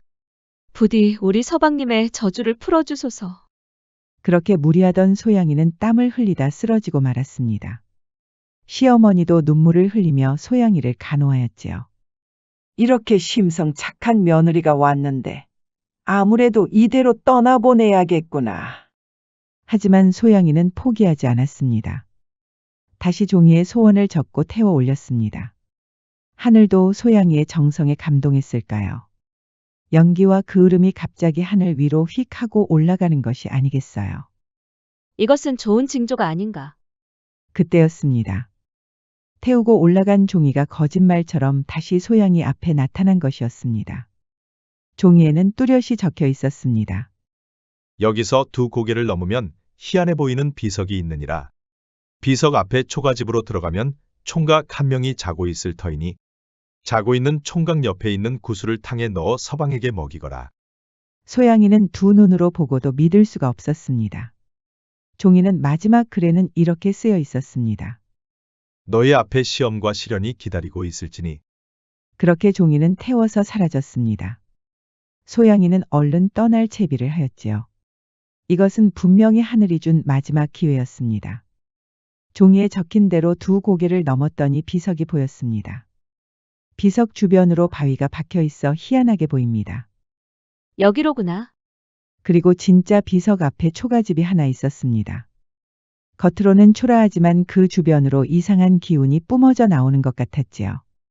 소양이는 천천히 들어갔습니다. 진짜 총각 한 명이 세상 모르고 자고 있는 것이 아니겠어요. 그리고 그 옆에 영롱한 불빛을 내는 구슬이 있었습니다. 이게 대체 뭘까? 너무 아름답구나. 서방님만 아니라면 바로 가져가서 팔고 싶구나. 그럼 많은 돈을 벌겠지. 구슬을 탐낸 소양이는 바로 마음을 고쳐먹었습니다. 아니지, 아니야. 이건 서방님에게 먹여야 할 구슬이야. 소양이는 천천히 총각 옆을 지나갔습니다. 그런데 이게 무슨 일인지. 소양이는 하마터면 비명을 지를 뻔했습니다. 거울에 비친 총각의 다리 사이로 꼬리가 보이는 것이었습니다. 설마, 구미호? 소양이는 벌벌 떨기 시작했습니다. 늑대로 변한 서방님을 만났을 때처럼 발이 굳고 말았지요. 정신 차려야 해. 서방님이 기다리고 있어. 소양이는 눈을 꼭 감고 천천히 움직였습니다. 이마에서 땀이 줄줄 흐르고 있었고 입안은 벌벌 떠느라 달그락거리는 소리까지 들렸답니다. 소양이는 들킬 것이 두려워 숨을 삼키고 또 삼켰습니다. 그렇게 구슬은 소양이의 손에 들어왔습니다. 구슬을 잠시 지켜본 소양이는 그 영롱한 불빛에 또 한 번 빠져들었습니다. 구슬을 훔친 소양이는 천천히 초가집을 나왔지요. 총각은 여전히 자고 있었습니다. 그런데 이게 무슨 일인지. 막 초가집을 나오려는데 총각이 급하게 일어서는 소리가 들리는 것이 아니겠어요. 깜짝 놀란 소양이는 소리를 지르며 밖으로 도망쳤습니다. 언니를 따라갈 때처럼 젖먹던 힘을 짜내서 힘껏 달렸습니다. 한평생 소양이가 이렇게 빨리 달린 적은 없었습니다. 그런데 그 총각은 초가집에서 나오지 않았답니다. 대체 그 구미호는 무슨 생각일까요? 왜 따라오지 않는 걸까? 소양이는 얼른 서방님이 있는 초가집으로 향했습니다. 그런데 갑자기 소양이의 발이 뭔가에 걸린 것이었습니다. 이게 뭐야? 설마 늪이란 말인가? 분명히 오는 길에는 늪이 없었는데 이게 무슨 일일까요? 그리고 그 앞에 말로만 듣던 구미호가 나타났습니다. 감히 내 구슬을 훔쳐가다니. 소양이는 너무 놀라서 일단 용서부터 빌었지요. 이대로 죽을 수는 없으니까요. 부디 저를 용서하소서. 저주에 걸린 서방님을 위한 것이었습니다. 사연을 들은 구미호는 피식하고 웃는 것이었습니다. 살고 싶으냐? 예. 부디 절 용서하소서. 거기는 진실을 말하면 죽는 늪이니라. 거기서 살아서 나오고 싶으면 서방님을 사랑하지 않는다고 말해야 한다. 그것이 무슨 말씀입니까? 방금 말한 대로야. 서방님을 사랑하지 않는다고 해라. 그럼 그 늪에서 빠져나올 수 있을 것이다. 하지만 소양이는 서방님을 너무나 사랑하고 있었지요. 서방님에게 구슬을 가져다 주려면 거짓말을 해야 할까요? 그때 타오른 종이에 적힌 말이 떠올랐습니다. 너희 앞에 시험과 시련이 기다리고 있을지니. 설마 이게 다 시험일까? 소양이는 구미호를 똑바로 노려보았습니다. 저는 서방님을 사랑합니다. 그것도 무지하게 사랑합니다. 그러니 여기까지 온 것이지요. 그러자 구미호는 잔뜩 삐친 얼굴을 하는 것이 아니겠어요. 결국 소양이는 늪으로 완전히 빠져들었습니다. 그런데 이게 무슨 일인지. 늪으로 분명히 빠진 소양이가 멀쩡히 숲속을 걷고 있는 것이 아니겠어요. 소양이는 자신감을 가지고 다시 한 발 한 발 앞으로 나아갔습니다. 그러다 돌아오면서 넘어온 고개에 거의 도달했습니다. 그런데 그 앞에 그 구미호가 기다리고 있었지요. 저 고개를 넘어서면 너는 모든 기억을 잃을 게야. 그게 무슨 말씀입니까? 저기가 바로 망각의 고개란다. 저기를 넘으면 네가 그토록 사랑하는 서방님을 잃어버린다는 거지. 그래도 그 구슬을 가지고 돌아갈 테냐? 소양이는 다시 불안에 떨었습니다. 분명히 두려울 것이야. 늑대로 변한 남자 구하겠다고 네 기억까지 잃어서야 되겠느냐? 네가 그토록 사랑하는 서방님뿐만 아니라 아버지와 언니까지 모두 알아보지 못하게 될 게야. 그러니 어서 그 구슬을 돌려주고 떠나거라. 하지만 소양이는 묵묵히 고개를 넘었습니다. 구미호가 난리를 쳐도 막을 수 없었지요. 그렇게 고개를 넘은 소양이는 진짜로 기억을 잃은 것이었습니다. 여기가 어디지? 내가 왜 여기에 있는 거야? 소양이는 마치 어린아이처럼 멀뚱히 걷다가 발을 헛디뎌 넘어지고 말았습니다. 앞으로 넘어지면서 머리를 크게 다친 것이었지요. 그리고 한참 꿈을 꾸었습니다. 부인, 왜 쓸데없는 짓을 하는 것이오? 소양이가 서방님과 함께 방에 있는 것이었습니다. 누구시죠? 벌써 나를 잊은 게요? 부인의 서방이 아니오. 그러자 소양이는 절로 눈물이 흘렀습니다. 서방님. 이제야 날 기억하시겠소. 소양이는 바로 서방님의 품에 안겼습니다. 부인도 참. 왜 굳이 고생을 사서 하는 게요? 이제 그만하셔도 된다오. 저주가 다 풀렸소. 그것이 사실입니까? 밖을 보시오. 대낮이지 않소. 정말 대낮이었습니다. 환한 대낮에 보는 서방님의 용모는 더 수려하였습니다. 이제 그딴 거 내려놓고 나와 함께 나갑시다. 소양이의 품에는 바로 구미호의 구슬이 있었습니다. 이것을 내려놓으라고요? 그렇소. 나는 이미 저주가 풀렸는데 그딴 것이 뭐가 필요하겠소. 그러니 그만 내려놓고 나하고 나갑시다. 소양이는 서방님이 말한 대로 구슬을 내려놓으려다가 불타는 종이가 떠올랐습니다. 이것이 모두 시험과 시련이었지요. 저는 이 구슬을 꼭 가지고 가야 합니다. 방금 뭐라고 하였소, 부인? 나는 이렇게 저주가 풀렸다니까. 서방님이 갑자기 화를 내니 소양이는 기겁하였답니다. 하지만 놀랍게도 소양이가 있는 곳은 방이 아니라 숲속이었지요. 모든 것이 구미호가 만들어낸 환상이었습니다. 기억을 잃었다가 돌아온 건 소양이의 간절한 사랑 덕분이었습니다. 소양이는 진이 다 빠졌답니다. 그렇게 한 걸음 한 걸음 조금씩 서방님이 있는 집으로 돌아왔답니다. 그러다 결국 쓰러지고 말았지요. 소양이는 깨어나자마자 바로 서방님부터 찾았습니다. 옆에는 시어머니가 눈물을 흘리고 있었지요. 아이고 아가야. 이제야 깨어났구나. 서방님은 제가 가져온 구슬은 어디 있습니까? 소양이는 바로 구슬을 탕에 넣어 끓였지요. 구슬이 탕에 녹는 모습은 보기만 해도 신기하였습니다. 그렇게 탕을 먹은 서방님은 정말 저주가 풀렸습니다. 서방님은 대낮에 밖으로 나가 마음껏 따스한 햇빛을 받았지요. 소양이와 서방님은 다시 성대한 혼인식을 올렸습니다. 시아버지도 소식을 듣고 건강을 되찾으셨지요. 시어머니 역시 소양이의 지극한 사랑에 감격하여 눈물을 흘렸답니다. 혼인식에 정말 많은 사람들이 몰렸습니다. 시아버지는 과거의 잘못을 뉘우치고 모든 보상을 하기로 하였지요. 서책을 집필할 때 도와줬던 산골 농부들과 무녀들, 떠돌이 노인들의 후손들에게도 아낌없이 지원한 것이었습니다. 그날 밤 신방에는 모란처럼 뜨거운 사랑이 피어나고 있었습니다. 이제야 부인을 제대로 안을 수 있겠구려. 서방님. 오늘 밤은 잠시 참아주셔요. 왜 그러는 거요, 부인? 내가 잘못한 것이라도 있어? 그것이 아니라 내일 대낮에 절 안아주셔요. 서방님은 다음 날 아침에 따스한 햇빛을 받으며 소양이를 안았답니다.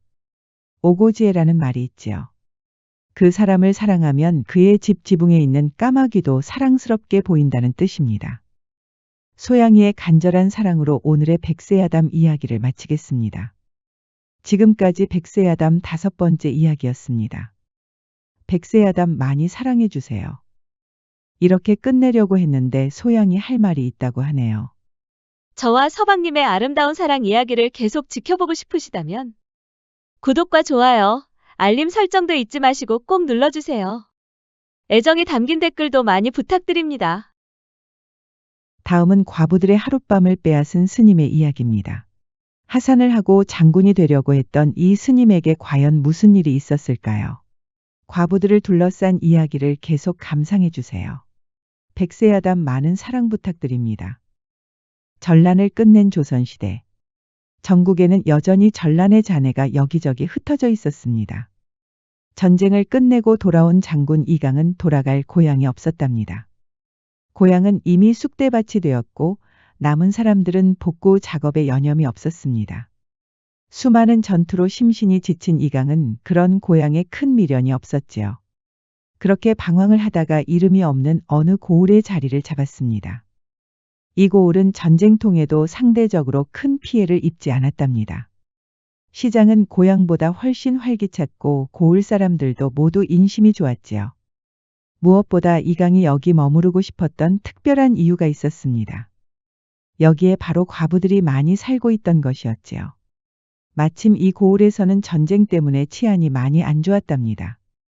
툭하면 왈패들이 시장에 쳐들어와 자릿세를 걷어가는 것이었지요. 옳거니 이것이 기회로구나. 이강은 왈패들을 무찌르고 고을 사람들의 마음을 얻기로 하였습니다. 이강 정도면 자릿세를 걷어가는 왈패들은 식은 죽 먹기였지요. 예상대로 왈패들은 이강을 보더니 겁을 먹고 도망을 치는 것이었습니다.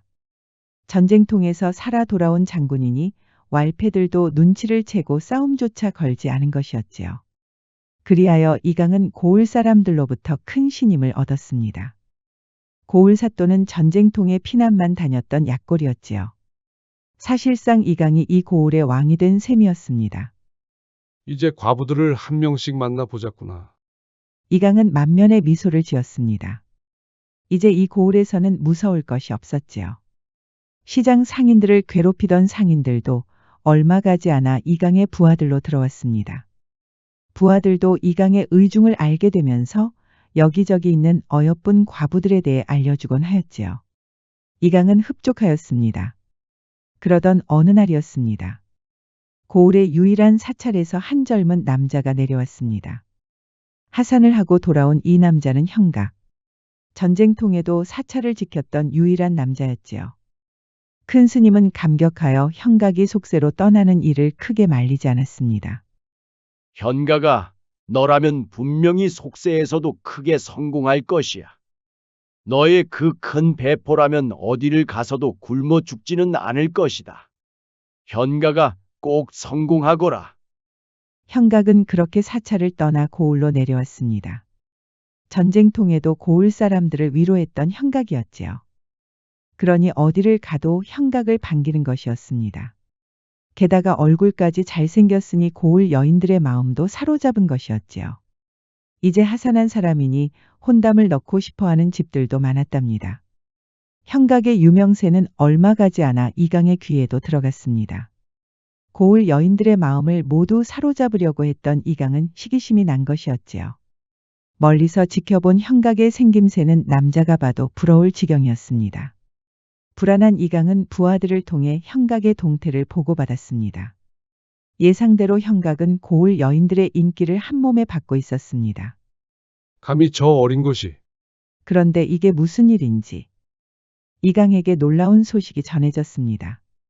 바로 형각이 이강의 부하가 되고 싶다고 찾아온 것이었지요. 소인, 이번 전쟁을 통해 깨달은 것이 있습니다. 무엇을 깨달았단 말인가? 제가 비록 부족한 소승이었으나 부처님의 가르침에 따라 고을 사람들을 위로하였습니다. 하지만 그것만으로는 부족하다는 것을 깨달았습니다. 한 사람이라도 창과 칼을 들고 나가서 싸워야 했습니다.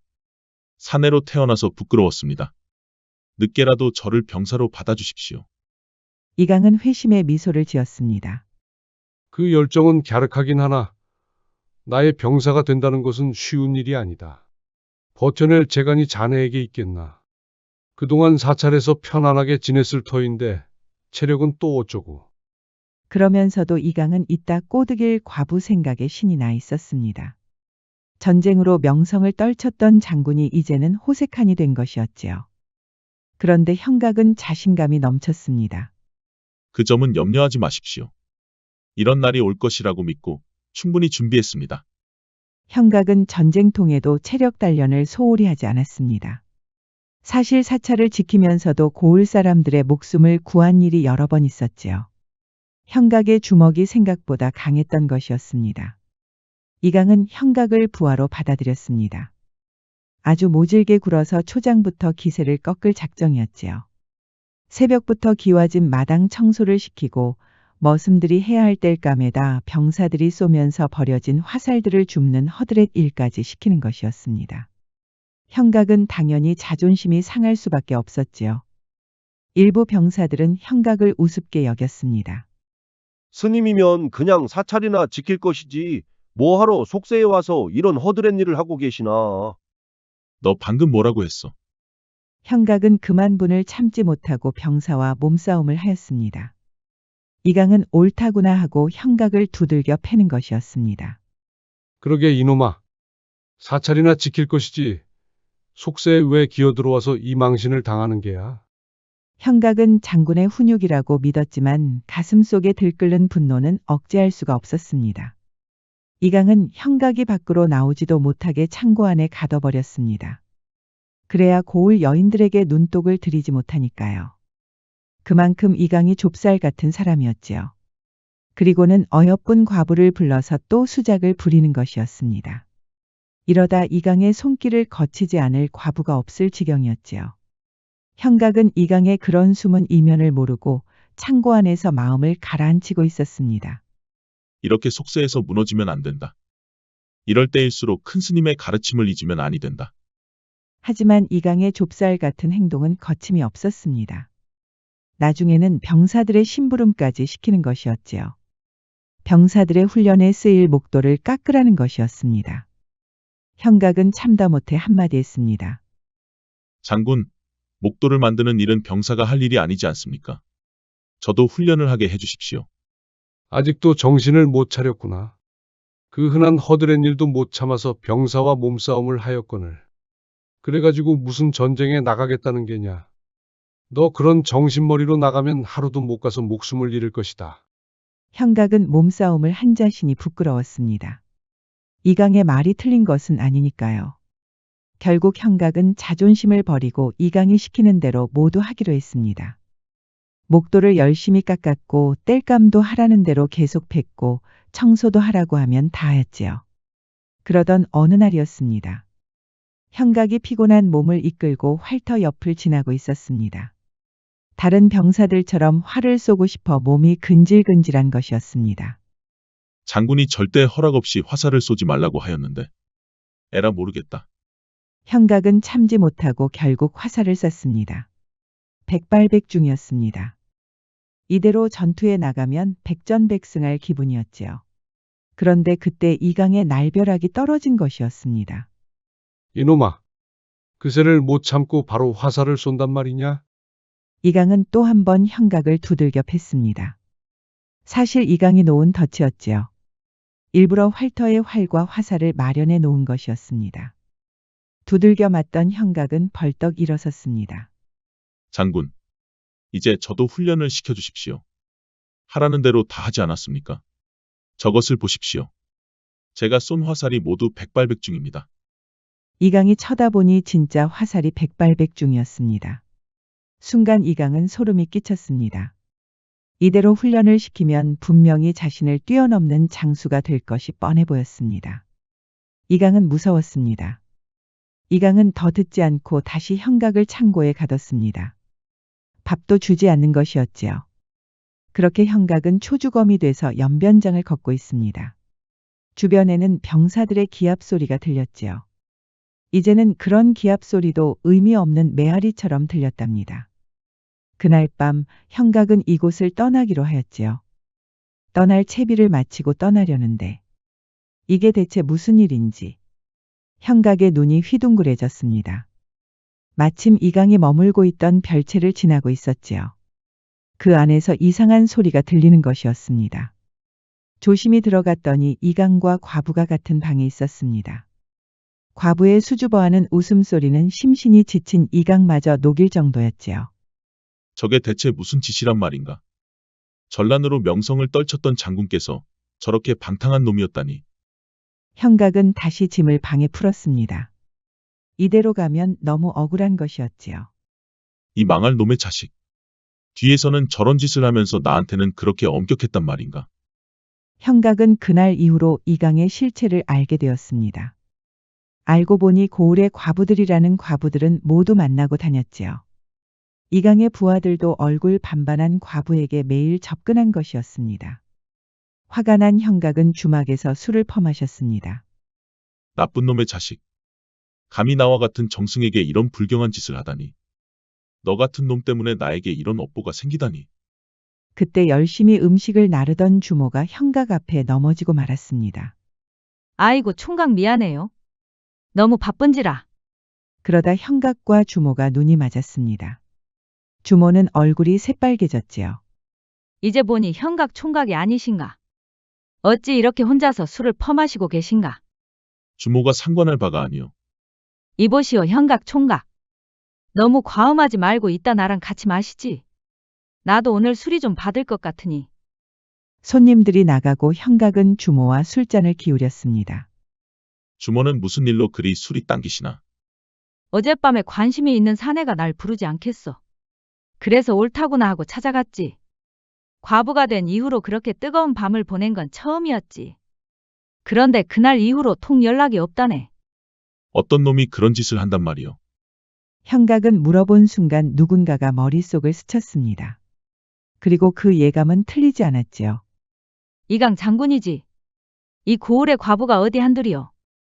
다들 들어보면 이강 장군한테 몸을 맡기고 싶다고 난리요. 형각은 또 한 번 분노하고 말았습니다. 이 방탕한 놈. 대체 어디까지 손을 댄 것이야. 그때 주모가 형각의 손을 잡는 것이었습니다. 이보시오, 형각 총각. 그날 이후로 너무 외롭다오. 어떻게 좀 안 될까? 그렇게 형각은 얼떨결에 주모와 하룻밤을 보냈답니다. 복수심에 불탄 형각은 주막에서 나오면서 한 가지 꾀가 떠올랐습니다. 주모, 사실 장군께서는 주모를 그리워하고 계시오. 주모는 깜짝 놀랐습니다. 그게 무슨 말이오? 더 자세히 말씀해 보시오. 장군께서 체면이 있으시니 더 자세히 말할 수 있겠소. 그냥 주모 얘기를 넌지시 꺼내신 적이 있었소. 지금 생각해보니 다 주모가 그리웠던 게 아니겠소. 남자가 아쉬워 형각에게 몸을 맡긴 주모였습니다.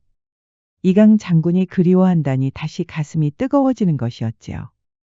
그러다 형각 눈치를 보는 것이었습니다. 그럼 진작에 말을 좀 하지. 이렇게 실컷. 아니지, 하룻밤을 보내고 나서 말하면 어쩌나. 어제는 주모도 알다시피 내가 술에 취하지 않았소. 미안하게 됐소. 그렇게 형각은 다시 훈련장으로 돌아왔습니다.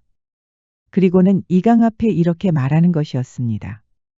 장군, 얼마 전에 아랫동네에 사는 김씨댁에서 장군 말씀을 했다고 하더이다. 방금 누구라고 하였느냐? 김씨댁이라고 하였느냐? 김 씨는 얼마 전에 이 고을로 이사를 온 과부였습니다. 이미 어여쁘다고 알려졌지요. 이강은 침을 꿀꺽 삼켰습니다. 형각은 그런 방탕한 이강이 보기만 해도 흉측하였지요.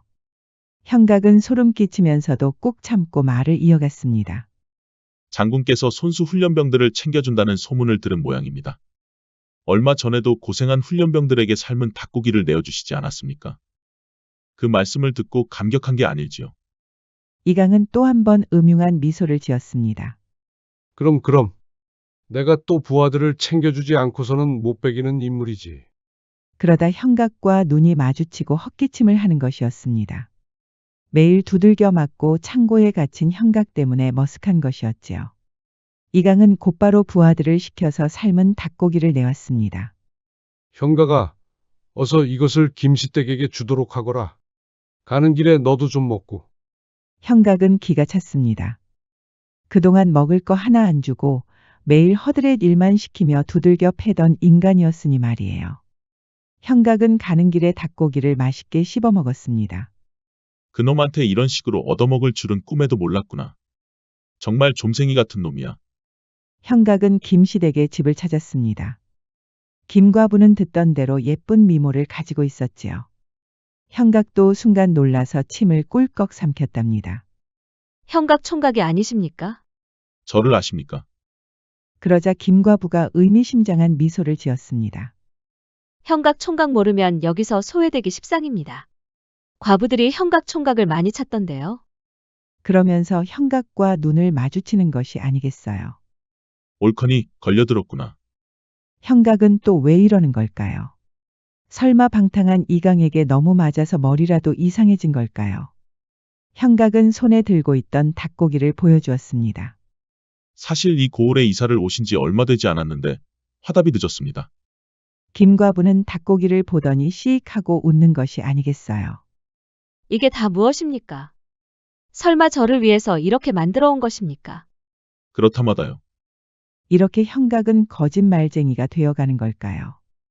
저 역시 이 고을을 지키는 병사가 아닙니까? 전쟁통에 깨달은 것이 많았답니다. 김과부는 형각이 하산한 이야기를 듣고 크게 감탄하는 것이었습니다. 속세에 들어오신 연유가 단지 전쟁 때문이었습니까? 형각은 김과부의 의중을 알아챘지요. 물론 저 역시 여인을 안고 싶답니다.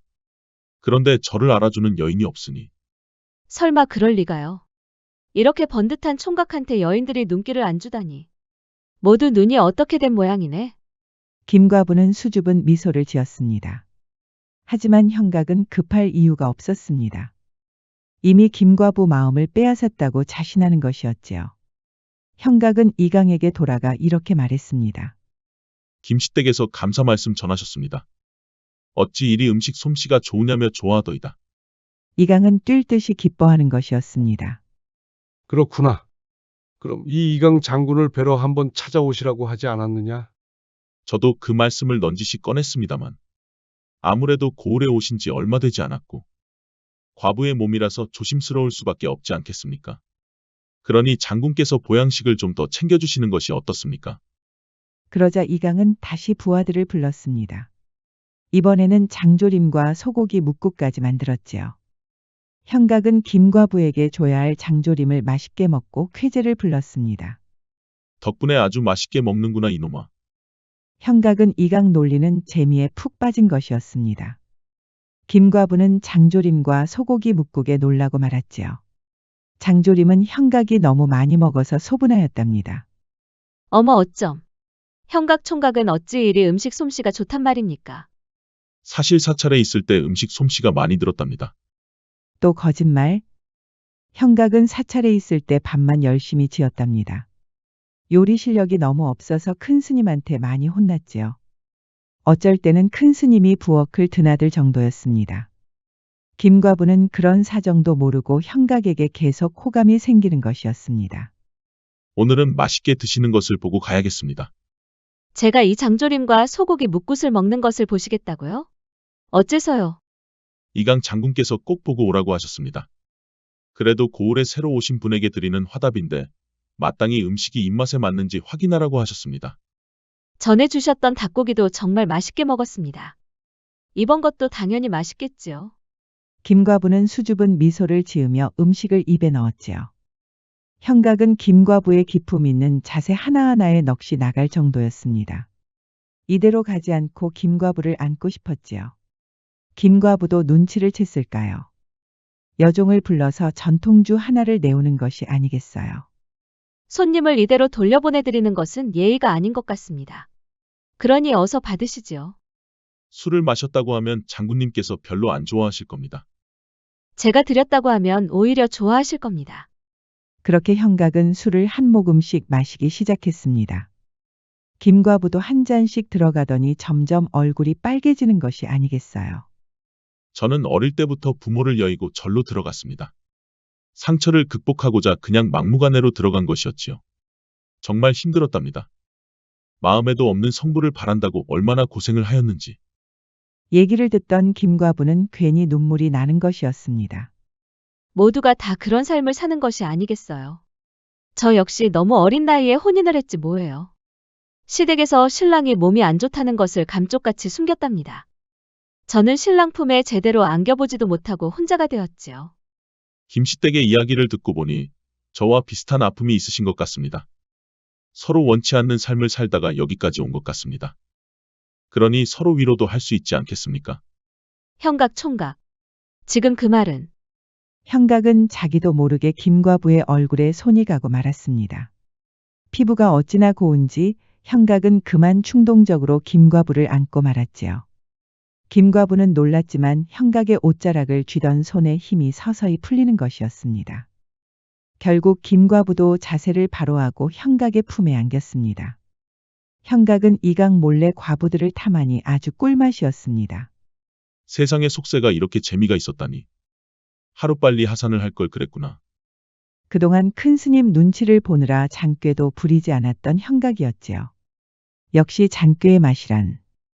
형각은 그렇게 김과부의 하룻밤도 빼앗았습니다. 죄 없는 과부를 속였다는 죄책감은 온데간데 없었지요.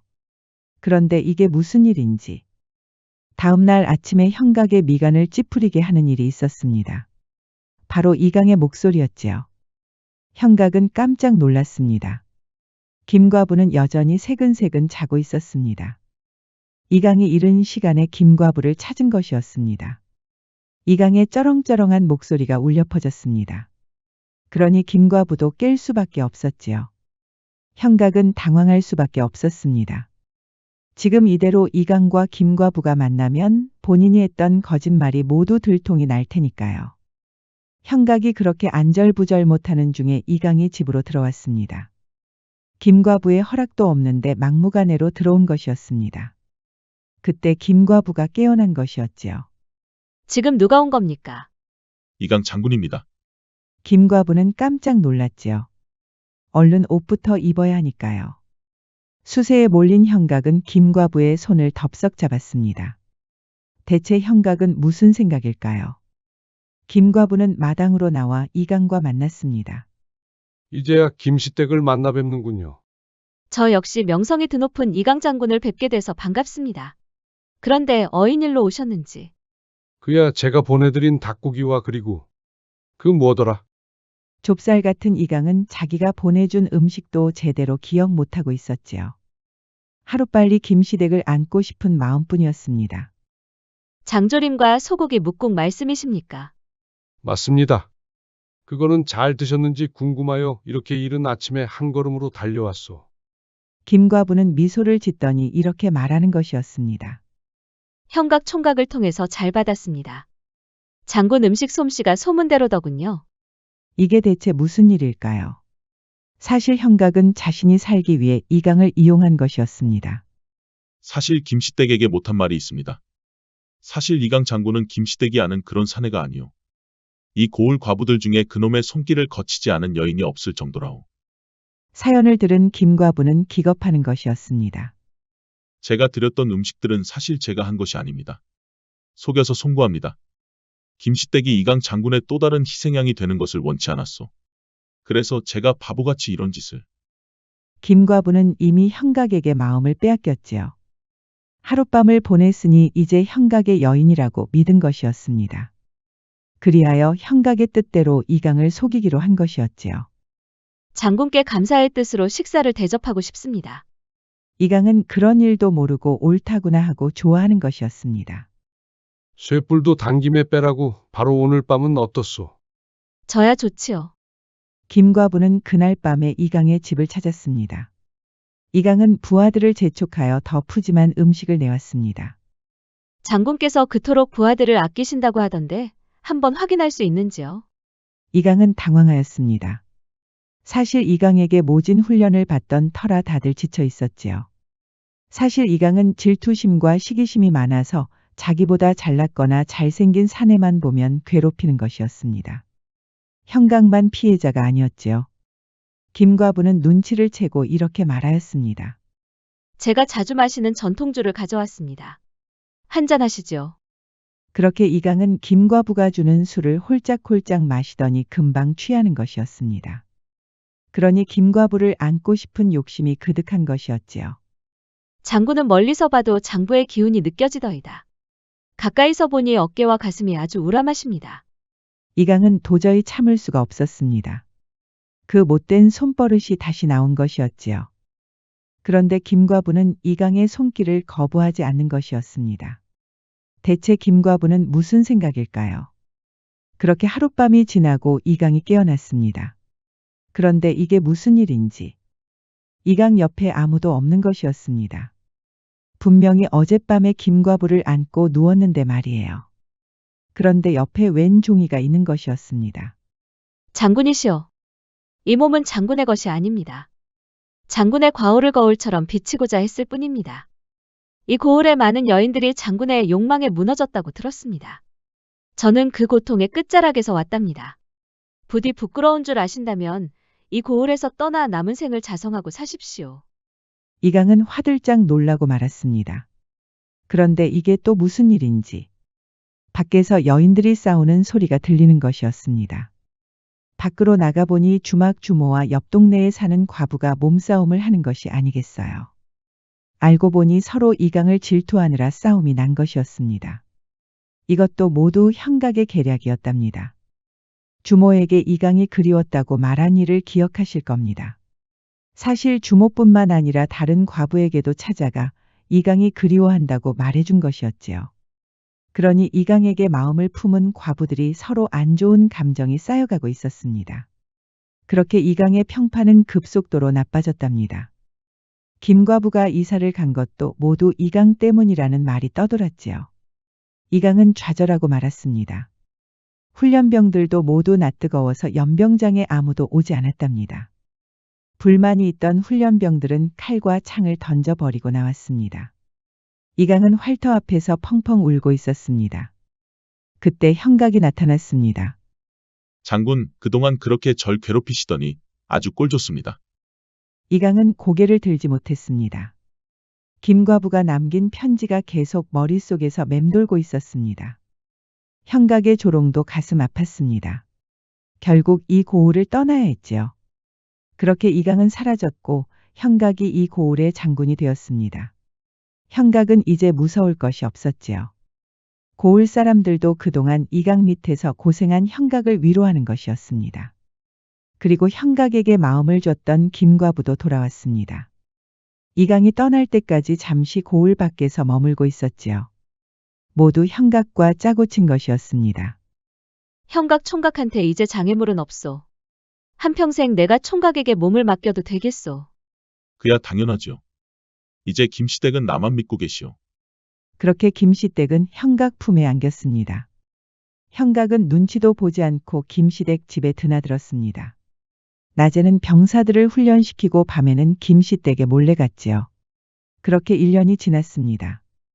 거만해진 형각은 훈련병에게 점점 모질게 굴었지요. 지쳐서 나가 떨어진 사람도 있었고 형각에게 분노해서 창과 칼을 던져버린 사람도 있었습니다. 그리고 형각에 대한 나쁜 소문이 돌기 시작했습니다. 형각이 고을 과부들을 건드리고 있다는 소문이었지요. 김시댁은 도저히 믿을 수가 없었습니다. 이강 장군이 떠난 지가 언제라고. 아닐 거야. 설마 형각이 이강처럼 그런 짓을 하다니. 하지만 불길한 예감은 맞아떨어지고 말았습니다. 이강을 쫓아내기 위해 장꾀를 부리다가 자기도 물들어버린 것이었지요. 오히려 이강보다 더 방탕한 행동도 서슴지 않았답니다. 이강의 손길을 거치지 않은 과부가 없을 정도였지요. 고을 밖에서 평생 반성하기로 했던 이강의 귀에도 들어간 것이었습니다. 이강은 분노하여 1년 만에 고을로 돌아왔습니다. 사람들은 이강을 보고 화들짝 놀랐지요. 이강과 제외한 형각은 우쭐했습니다. 아이러니하게도 이곳이 바로 이강과 형각이 처음 만났던 그 장소였습니다.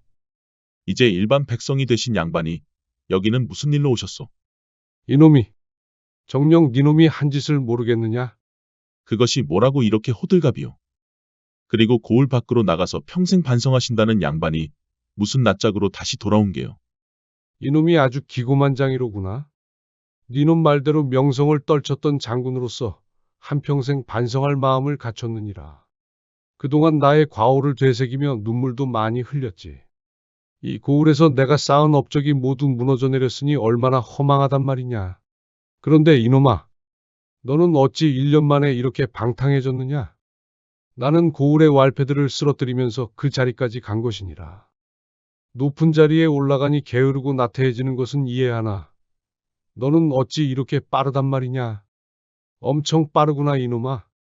이것이 다 당신 때문이야. 무엇이라? 이게 왜 나 때문이냐? 당신이 나를 그렇게 모질게 대하지만 않았어도 그런 장꾀도 부리지 않고 열심히 훈련했을 것이야. 그러면 당신처럼 장군이 돼서 명성을 떨쳤을 것이다 이 말이야.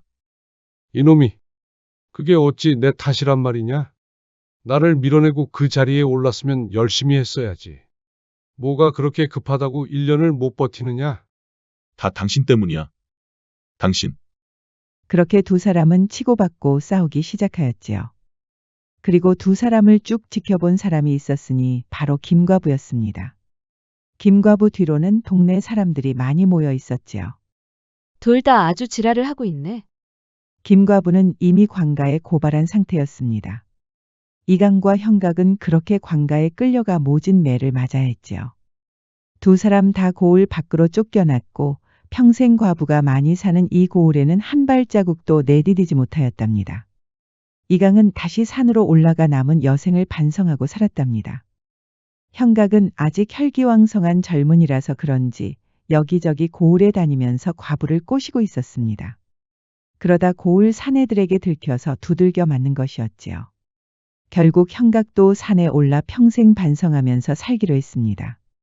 그렇게 몇 년이 지나고 이강과 마주친 것이 아니겠어요. 두 사람 모두 사찰에서 지내다가 우연히 만난 것이었습니다. 부끄럽고 창피한 두 사람은 모른 척하고 지나갔답니다. 자승자박이라는 말이 있지요. 자기의 줄로 자기 몸을 올가 묶는다는 뜻입니다. 이강과 형각은 잘못을 뉘우치고 다시 초심으로 돌아갈 수 있을까요? 지금까지 백세야담 6번째 이야기였습니다. 백세야담 많이 사랑해주세요. 구독과 좋아요, 알림 설정도 잊지 마시고 꼭 눌러주세요. 애정이 담긴 댓글도 많이 부탁드립니다. 야담과 옛날 이야기 가득한 백세야담 어떠셨나요? 앞으로도 재밌고 감동적인 이야기가 가득하니 많이 기대해주세요.